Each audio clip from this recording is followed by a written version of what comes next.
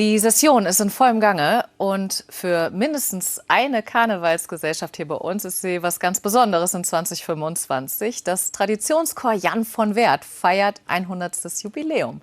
1925 haben ein paar gesellige Stammtischbrüder das Chor gegründet, um als Reiter am Rosenmontagszug teilnehmen zu können. Und mittlerweile hat die Gesellschaft rund 400 Mitglieder.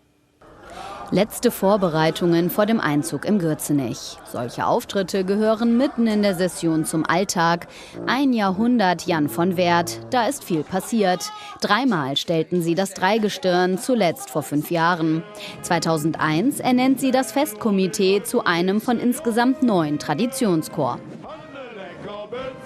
Was uns auszeichnet, das ist sicherlich die Tatsache, dass wir eine wahre Geschichte bedienen. Wir haben einen Helden, wo wir uns ran bedienen. Es ist sicherlich auch viel Legende, aber das ist das, was uns unterscheidet. Der Namensgeber Jan von Werd gilt als bedeutende historische Person in Köln, dessen Figur auf dem Altermarkt gleich 2-mal verewigt ist. Denn im Dreißigjährigen Krieg wurde er zum gefeierten Helden. 1636 zog er wieder durch das Severinstor ein. Dort soll er auf die Magd Griet getroffen sein, die ihn vor dem Krieg abblitzen ließ, weil er ein armer Knecht war.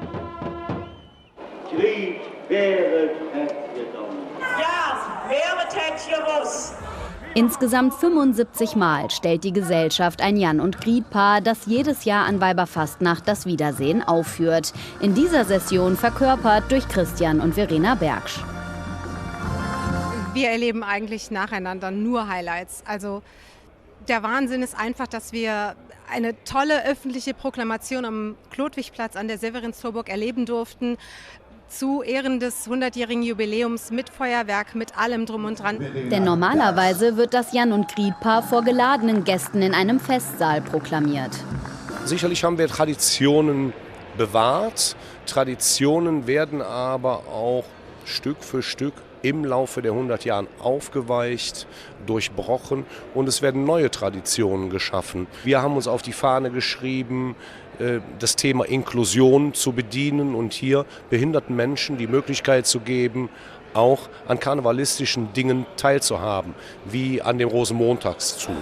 Damit das auch die nächsten 100 Jahre so weiterläuft, wird der Nachwuchs ausgebildet. Daniel Aussem ist in seinem 2. Hospitantenjahr. Viel Arbeit, zum Beispiel Geschenke für die Künstler vorbereiten. Macht unheimlich viel Spaß und ist eine neue Erfahrung. Man lernt die Künstler auch ein bisschen was persönlicher kennen und ich habe da Spaß dran. Der 37-Jährige ist durch seine Eltern zur Karnevalsgesellschaft gekommen. Sie hatten 2009 das Jan- und Griet-Paar dargestellt. Man sagt das auch mit Stolz über, ich bin ein Jan von Werther, ich bin aktiv beim Jan von Werd in einem Traditionsverein des Kölner Karnevals. Das macht einen unheimlich stolz. Mir bedeutet das wirklich eine ganze Menge und ich hoffe auch, dass ich die Tradition an meinen Sohn selber auch weitergeben kann und ja, ich bin da stolz drauf.